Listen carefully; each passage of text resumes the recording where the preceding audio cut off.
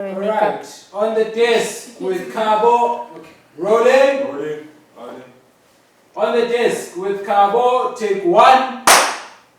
A very good morning. I'm Kabani Mabilani, and as you can see, I am now hosting. And no, not that. That sounds wrong, ne?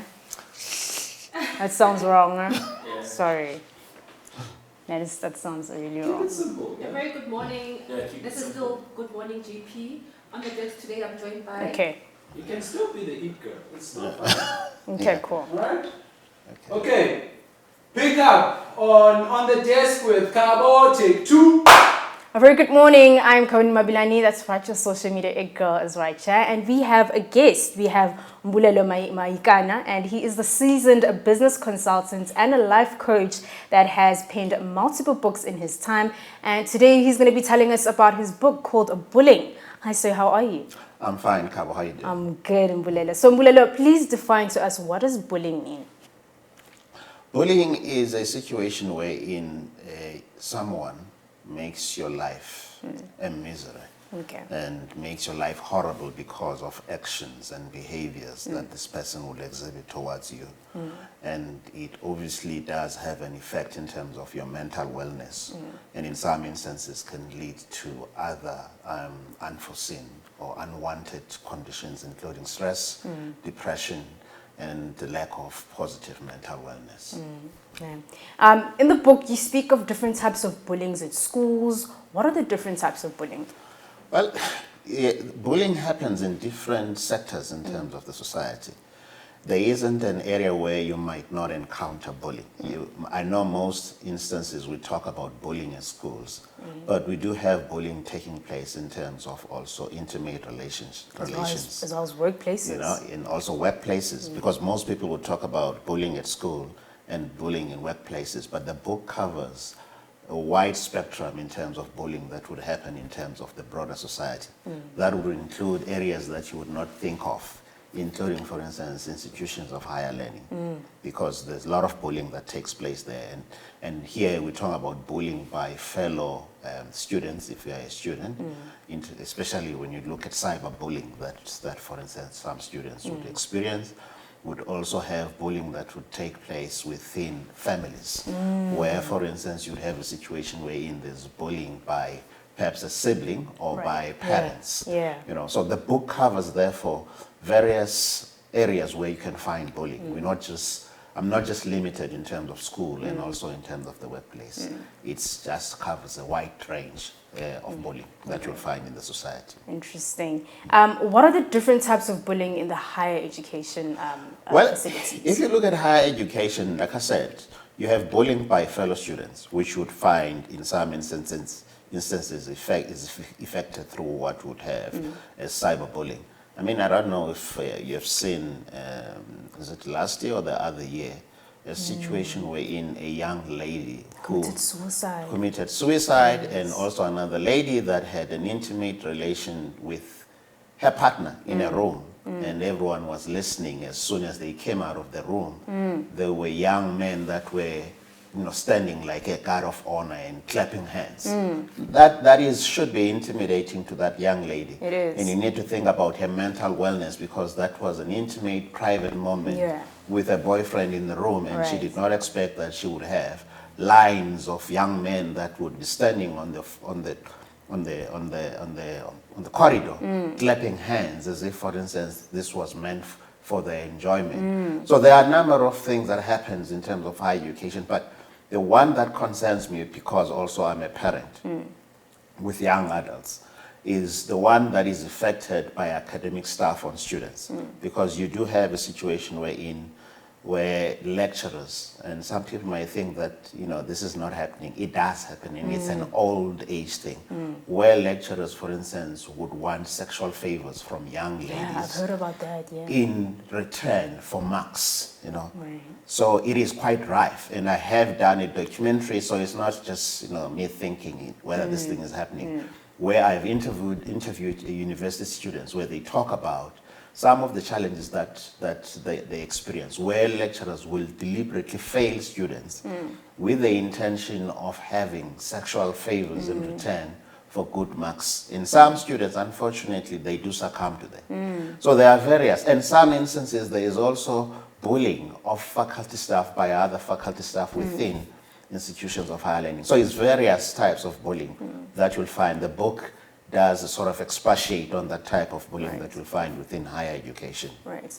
And then in terms of the victims, like faced with bullying, where can they like reach out and in terms of getting help? Yeah. Where could they start? Because it's kind of hard because you'll be seen as, you know, you're being a crybaby. Yeah. You need to defend yourself. Where do you even go? Who do you talk to? Yeah. See, that's a difficult one because if you look at higher education, most institutions of higher learning would have, you know, services, for instance, psychological services, and they would also have protection services within the institution. And in some instances, they also give people information in terms of outside services that they can access should they have problems where they are bullied. But the one problem that sometimes happens with bullying is the fact that in some instances, as a victim, you and the bully are there alone. There are no other people that are seeing the bullying taking place. So it then becomes your word against the bully. Right. And that discourages a lot of people from reporting, especially, you know, students in institutions of higher learning, from reporting this bullying maybe to the responsible authorities within the institution or outside the institution. And what happens is they end up being depressed. And in some instances, that can lead to them taking, for instance, drugs and maybe being alcoholics because of the trying to deal with the depression that is being brought by the bullying. And sometimes that leads to a situation where there's delay in terms of them completing their qualifications, and they become scarred for life. Yeah. So there are within institution services. It's just that students need to get to know their institution and get to find out as to what sort of services exist. Psychological services free of charge to students and also outside the institution. And within the home, we also have, you know, services. We have Childline. For instance, you have a child, you are a child and you're being bullied at home, that you can call. I mean, these days we have Google. Just go on your computer or your phone, smartphone, Google and get the numbers and all the stuff. In the workplace, your HR department is, you know, your first place that you go to. And I know a lot of people within organizations do not trust their HR department because some HR departments obviously are not effective in terms of what they're supposed to do and understanding their mandate within the organizations. So I think as a person that is being bullied, even if you're at school, go to, you know, teachers. Someone that you trust. That's someone that you trust. Yeah. And even at home, talk to your parents.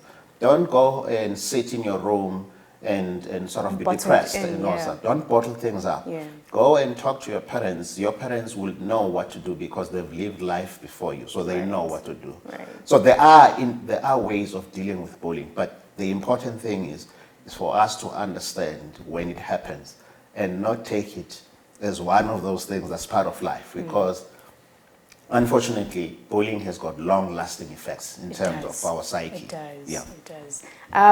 And then bullying in intimate relationships happens when one partner frequently intimidates the other. What is the narcissistic bullying specifically? All right. You see, one of the that I know people might not like what I'm going to say, but it happens. You know, there are situations where people in intimate relationships, manipulation, for instance, may manipulate each other. Manipulation is a form of bullying. Where, for instance, you're going to manipulate your partner and say, unless you do this, therefore I'm going to withdraw this. Yeah. Or I'm not going to be as affectionate as I'm supposed to be.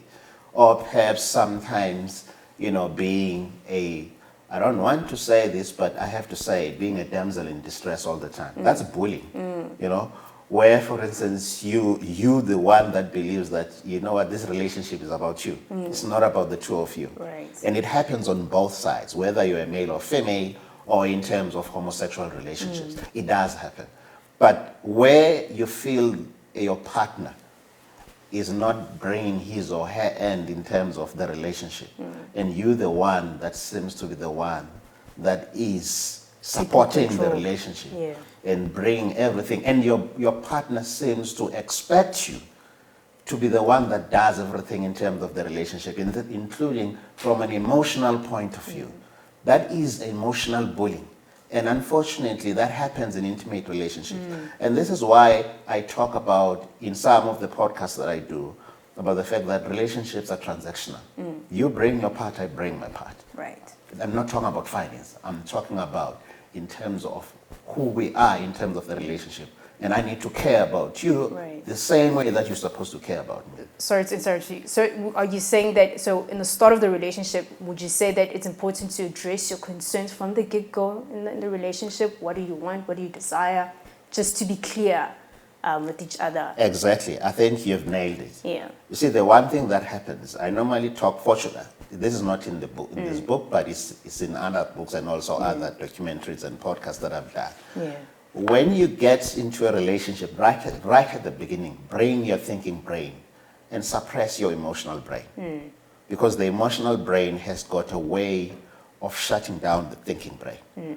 When you get there and you bring the emotional brain and you're all lovey-dovey and you forget to deal with the important things right at the beginning, Right. where you're going to be able to sort of make sure that the boundaries are clear in terms of the relationship. What is it that I want from you?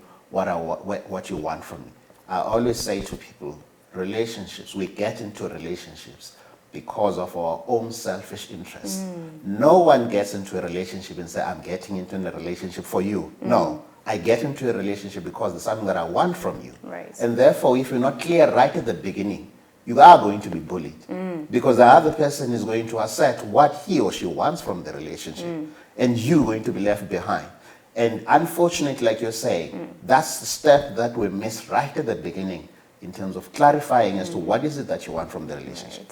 Right. Wow. For the person that is going to be reading for the book for the first time, what can we expect in the book? Because I noticed these exercises. It's a simple book. What can we gain from this book? Because I'm seeing also notes you can write down. Yes, exactly. What can we expect from the book? What you can expect from the book is a simplified way of looking at bullying. There isn't a desire from, or there was no desire from my side to be theoretical in terms of writing the book. But it is just for me to expose what bullying is and also the various sectors of your life where you can possibly expose. Point out exactly where you can be exposed to bullying. Right. And when it happens that, you need to be able to identify and say, this is bullying. Right. And also, what is it that you can do? Because when you read the book, it doesn't only point out to situations where there is bullying only, but it also tells you what you can do. Right. And the exercises that we are talking about, after each chapter, are meant to sort of make you think, where you think about your own situation, where perhaps you have seen or perhaps been part of bullying, or you've been a bully yourself. Okay. And then say, these things, did they happen in my life? And how did I deal with them? And this book, like I said, is an easy read. It's an easy read and short. And short and simple. Short and simple. Yeah. And it's very accessible. Like I always say, it's available on the website, Contemporary Conversations Essay. It's 100 rands. Wow. It's affordable too. It's very cheap. Very cheap. I don't even want to say affordable. It's very cheap. And the intention is to make sure that it's accessible to everyone that wants to read about bullying and wants to have positive mental wellness. Go to the website, Contemporary Conversations. Pay that 100 rands and you have the book, and maybe you can even share it with your loved ones or significant others. If you are a parent, you share it with your kids.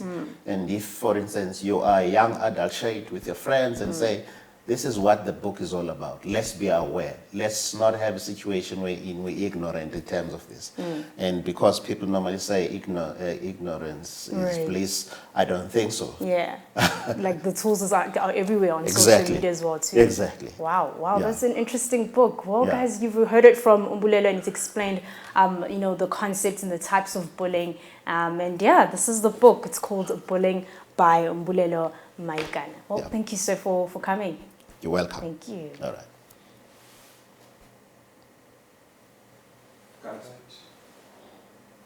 Okay. Thank you.